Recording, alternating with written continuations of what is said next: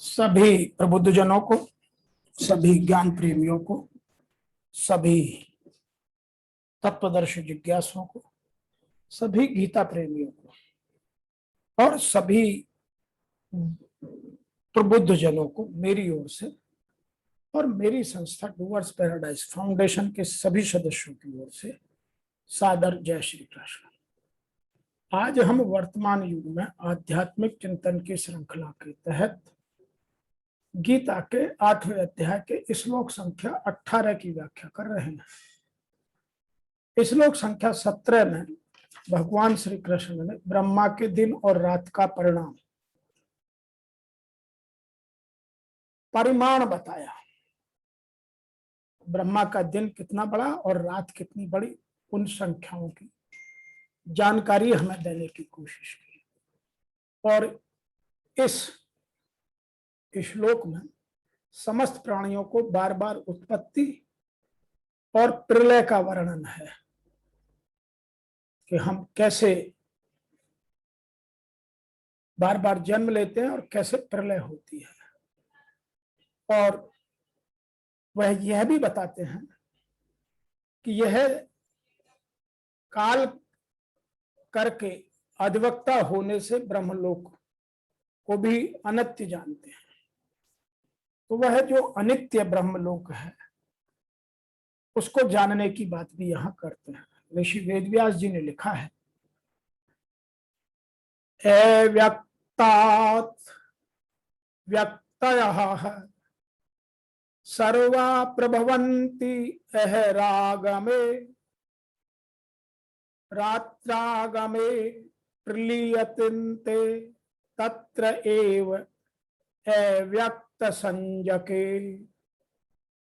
अर्थात वहां यह कहने का मतलब है कि ब्रह्मा के दिन का आरंभ काल में अव्यक्त ब्रह्मा के सूक्ष्म शरीर, तो ब्रह्मा के दिन के आरंभ काल में अव्यक्त से संपूर्ण शरीर पैदा होते हैं और ब्रह्मा की रात के आरंभ काल में उस अव्यक्त नाम वाले अर्थात ब्रह्मा के सूक्ष्म शरीर में ही संपूर्ण शरीर विलीन हो जाते हैं।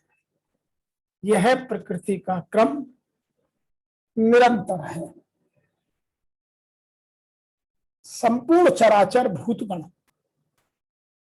ब्रह्मा के दिन के प्रवेश काल में अव्यक्त से अर्थात ब्रह्मा के सूक्ष्म शरीर से उत्पन्न होते हैं और ब्रह्मा की रात्रि के प्रवेश काल में उस अव्यक्त नामक ब्रह्मा के सूक्ष्म शरीर में पुनः लीन हो जाते हैं। From the unmanifested, all the manifestations proceeded at the coming on the day, at the coming on the night, they dissolve there only in what is called the unmanifested.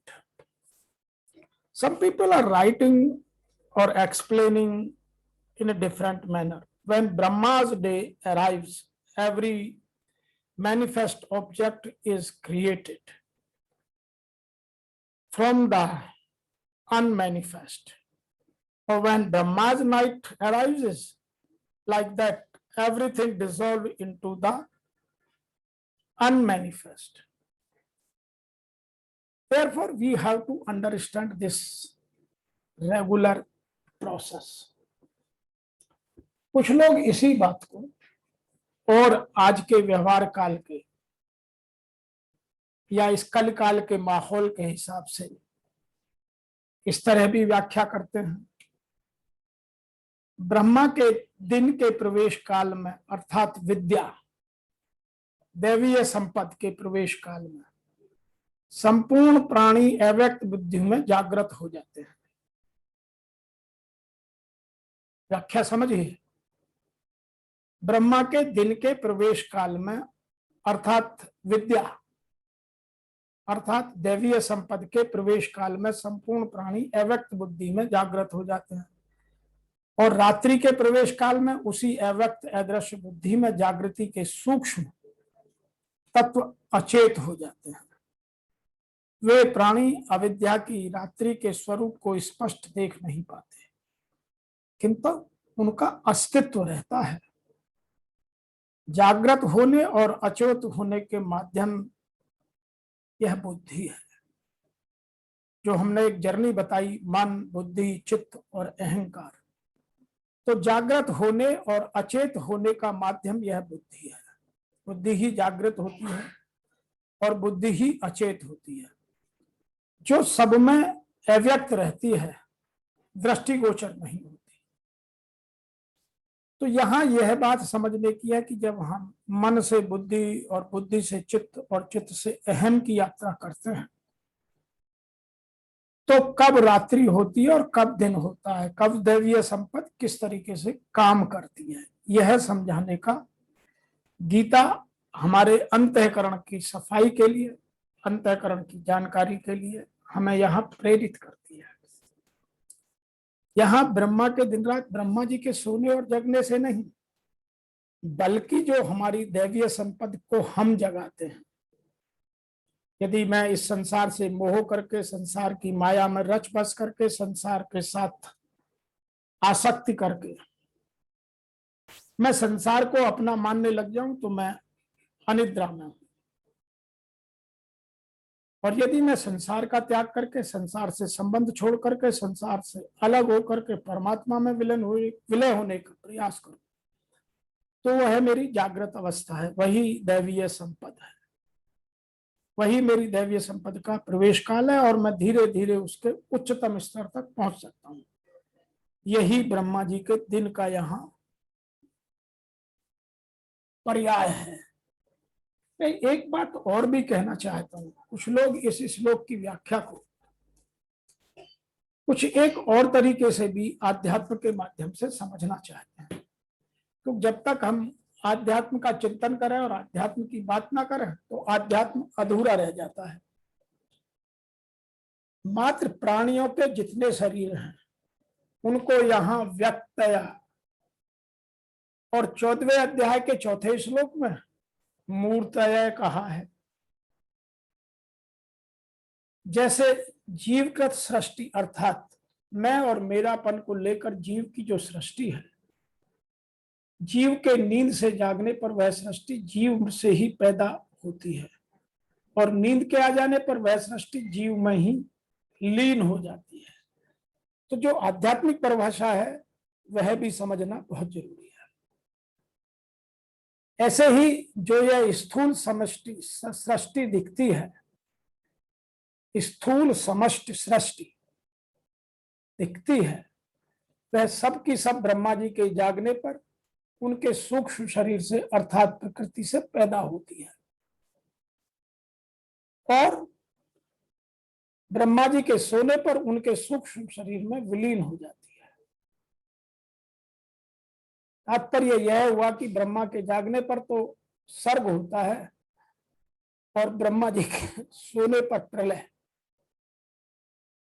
जब ब्रह्मा जी की 100 वर्ष की आयु बीत जाती है, तब महाप्रलय होती है, जिसमें ब्रह्मा जी भी भगवान में लीन हो जाते हैं।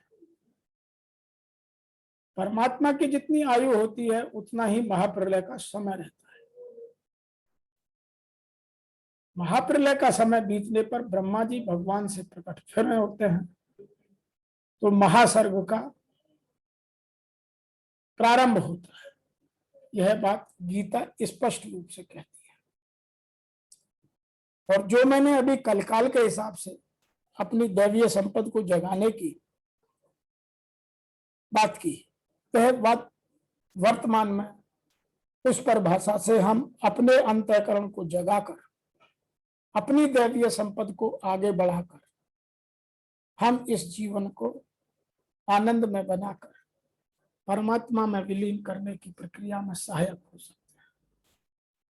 अतः आज का यह श्लोक हमें यह शिक्षा देता है कि संपूर्ण चराचर भूतगण ब्रह्मा के दिन के प्रवेश काल में अव्यक्त से अर्थात ब्रह्मा के सूक्ष्म शरीर से उत्पन्न होते हैं, और ब्रह्मा की रात्रि में या ब्रह्मा की रात्रि काल के प्रवेश काल में उस अव्यक्त नामक ब्रह्मा के सुख शरीर में ही विलीन हो जाते हैं। और जो आधुनिक हमारी आज कलकाल की भाषा है वह यह है कि जब हम अपनी बुद्धि को जागृत करते हैं तब ब्रह्मा का दिन होता है, और जब हम इस संसार के विलीन हो जाते हैं, अचेत हो जाते हैं, तो प्राणी अविद्या की रात्रि के स्वरूप में स्पष्ट देख तो नहीं पाता, किंतु उनका अस्तित्व रहता है। जागृत होने से और अचेत होने से का माध्यम यह बुद्धि है। अर्थात जब हम मन को जीत कर, अपनी इंद्रियों को नियंत्रित कर, आपके मन पर विजय पाकर जब हम बुद्धि की ओर बढ़ते हैं तो वह ब्रह्मा जी की दिन अर्थात विद्या का काल है।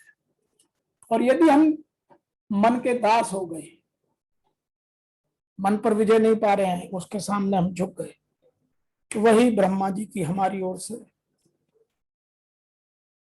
रात्रि है और हमारे लिए प्रलय ही प्रलय है। तो उसको दो परिभाषाओं से आप समझ सकते हैं। आज के इस श्लोक की व्याख्या में इतना ही, फिर आपसे शीघ्र मिलते हैं। तब तक के लिए आप सबको मेरी ओर से और मेरी संस्था डूअर्स पैराडाइज फाउंडेशन के सभी सदस्यों की ओर से ओम नमो भगवते वासुदेवाय नमः।